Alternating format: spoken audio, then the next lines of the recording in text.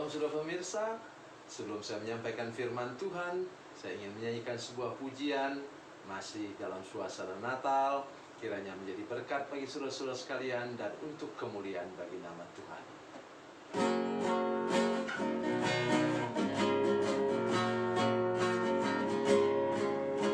Malam yang penuh damai, tentram segenap alam, insan sedang tertidur lelap. Lahirlah ke dunia Yesus anak Allah, di kandang Betlehem yang indah.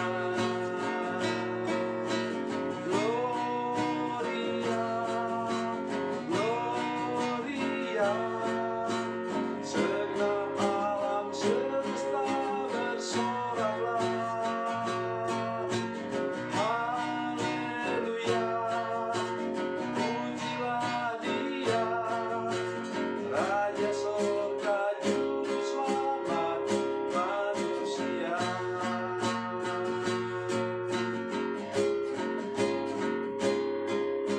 Allah Maha Kasih menyatakan anaknya untuk tebus umat manusia.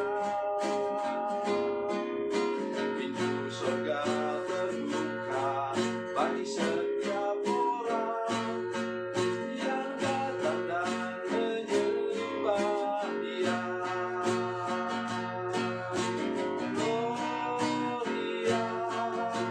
Gloria, segenap alam semesta bersoraklah.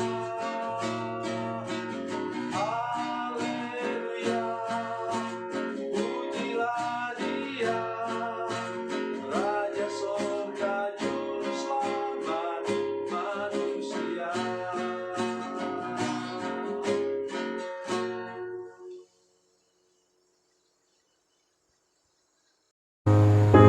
Salam saudara pemirsa, selamat berjumpa kembali dengan kami dalam program Berita Pengharapan. Firman Tuhan yang akan kita dengar sebentar adalah bagian dari firman Tuhan yang luar biasa. Mengapa? Kita harus mengerti bahwa karunia Roh Kudus itu adalah manifestasi dari kuasa dan kekuatan dari Tuhan Yesus. Mari kita berdoa sebelum kita mendengarkan firman Tuhan lebih jauh. Bapa, dalam nama Yesus, terima kasih karena Engkau sudah memberi kepada kami firman-Mu yang menyingkapkan tentang bagaimana kami bisa menerima bukan hanya buah Roh Kudus, tetapi juga karunia-karunia Roh Kudus yang merupakan manifestasi dari kuasa dan kekuatan-Mu Tuhan Yesus. Berkati kami dengan firman Tuhan ini, dan tolong para pemirsa untuk Roh Kudus menolong mereka semua untuk mengerti firman Tuhan yang sangat penting hari ini. Dalam nama Yesus, haleluya, amin. Saudara pemirsa, mari kita membaca firman Tuhan hari ini dari Perjanjian Baru. Perjanjian Baru, surat 1 Korintus 12. 1 Korintus 12 ayat 7 sampai 10. 1 Korintus 12 ayat 7 sampai 10. Demikian kata firman Tuhan. Tetapi kepada tiap-tiap orang dikaruniakan penyataan roh untuk kepentingan bersama. Sebab kepada yang seorang roh memberikan karunia untuk berkata-kata dengan hikmat, dan kepada yang lain roh yang sama memberikan karunia berkata-kata dengan pengetahuan. Kepada yang seorang roh yang sama memberikan iman, dan kepada yang lain ia memberikan karunia untuk menyembuhkan. Kepada yang seorang roh memberikan kuasa untuk mengadakan mujizat, dan kepada yang lain ia memberikan karunia untuk bernubuat, dan kepada yang lain lagi ia memberikan karunia untuk membedakan bermacam-macam roh. Kepada yang seorang ia memberikan karunia untuk berkata-kata dengan bahasa roh, dan kepada yang lain ia memberikan karunia untuk menafsirkan bahasa roh itu. Amin. Saudara pemirsa, buah Roh Kudus adalah manifestasi dari sifat dan tabiat Kristus. Sudah tahu, nanti silakan baca sendiri dari Galatia pasal 5, 22-23. Kasih, sukacita, damai sejahtera, kebaikan, kesabaran, kesetiaan, kemurahan, kelemah lembutan, dan penguasaan diri. Itu manifestasi dari sifat dan tabiat Yesus. Tapi bagian ini tadi yang baru kita baca, itu manifestasi dari atau perwujudan dari kekuatan dan kuasa Yesus. Mulai dari apa? Kata-kata. Dua yang berhubungan dengan kata-kata, yaitu kata firman Tuhan, berkarunia untuk berkata-kata dengan hikmat. Hikmat manusia terbatas, tetapi hikmat Tuhan tidak pernah terbatas. Ini ucapan kita yang mengandung hikmat surgawi. Saya berikan contoh. Ketika Nabi Elisa baru menyaksikan Nabi Elia naik ke surga, dan kemudian dia pulang setelah dia menyeberang sungai Yordan, kemudian dia bertemu dengan nabi-nabi atau murid nabi, katakan demikian, 50 orang. Padahal mereka tadi baru saja mengatakan bahwa engkau tahu ya, nanti gurumu mau diangkat ke surga. Dia bilang tahu. Dan kemudian setelah dia kembali, saudara sekalian, apa yang terjadi? Kemudian para murid itu kemudian mengatakan kepada mereka, itu roh dari Nabi Elia sudah masuk kepada Nabi Elisa.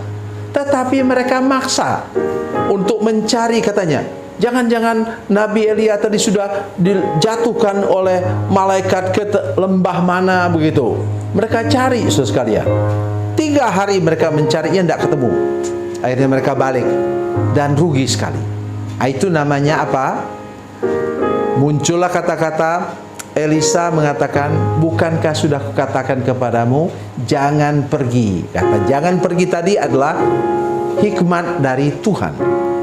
Jadi sekarang mari kita sungguh belajar untuk belajar tentang hikmat. Itu saja yang saya ingin sampaikan. Jadi setelah itu berkata-kata dengan pengetahuan, terus iman. Iman di sini bukan iman untuk masuk surga, saudara sekalian. Tapi karunia iman ini adalah karunia untuk kita percaya dengan iman walaupun orang lain sudah menyerah. Itu dia. Dan kepada yang lain ia memberikan karunia untuk menyembuhkan. Menyembuhkan artinya apa di sini? Karunia kesembuhan lah, kesembuhan ilahi. Kemudian seorang memberikan kuasa untuk mengadakan mujizat. Ada kemampuan untuk mengadakan mujizat. Kita lah yang mengadakan mujizat itu. Manifestasi dari kuasa Yesus. Memberikan karunia bernubuat, mengatakan sesuatu yang akan terjadi kemudian hari. Dan kepada yang lain lagi ia memberikan karunia untuk membedakan bermacam-macam roh. Kita tahu bahwa kadang-kadang roh itu membuat tiruan-tiruan, saudara sekalian. Sehingga kita diberi karunia untuk membedakannya. Kemudian bahasa roh dan menafsirkan bahasa roh itu. 9 karunia Roh Kudus. Oleh karena itu saya mengajak kita hari ini, kalau sudah mau memanifestasikan kuasa Yesus Kristus, maka minta Roh Kudus untuk memenuhi kita dan membawa kita untuk mengalami lagi karunia-karunia. Tentu tidak mungkin satu orang dipenuhi dengan 9 karunia. Ya, saya seringkali menggambarkan, kalau begitu tubuh kita bisa pecah. Karena apa? Sudah terlalu penuh dengan karunia-karunia. tetapi Tuhan bisa memilih yang mana yang paling sesuai untuk kehidupan kita sekarang. Ini kata firman Tuhan bukan untuk pendeta saja, tapi ini untuk semua warga jemaat. Jadi mari saudara sekalian, dengar apa yang saya katakan hari ini, bahwa setiap orang dalam gereja, kalau sudah bertobat, sudah lahir baru, sudah lepaskan dari kutuk, sudah memiliki satu karunia minimal untuk supaya gereja itu berkembang pesat, semakin melebar kemana-mana untuk menjadi berkat bagi banyak orang. Tuhan Yesus memberkati, Tuhan Yesus baik. Mari kita berdoa. Bapa, dalam nama Yesus, berkati kami dengan firman Tuhan hari ini. Kami percaya bahwa tiap orang di antara kami, tidak peduli kami warga jemaat yang biasa, yang sederhana, kami percaya bahwa Tuhan sekarang mau menolong kami untuk menjadi berkat dalam gereja kami masing-masing, dan juga menjadi berkat keluar dengan adanya buah Roh Kudus dalam hidup kami dan karunia Roh Kudus dalam hidup kami, sehingga kami menjadi saksi yang rohani, saksi yang kudus bagi banyak orang di luar sana.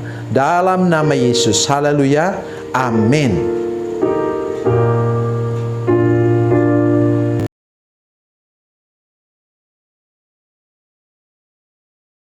Bila Anda memerlukan dukungan doa kami, atau bila Anda punya masalah yang ingin didoakan, silakan menghubungi nomor telepon kami 0812 7661 1125. Dan bagi Anda yang berada di luar negeri, silakan menghubungi +62 812 7661 1125. Tuhan Yesus memberkati, Tuhan Yesus berkati.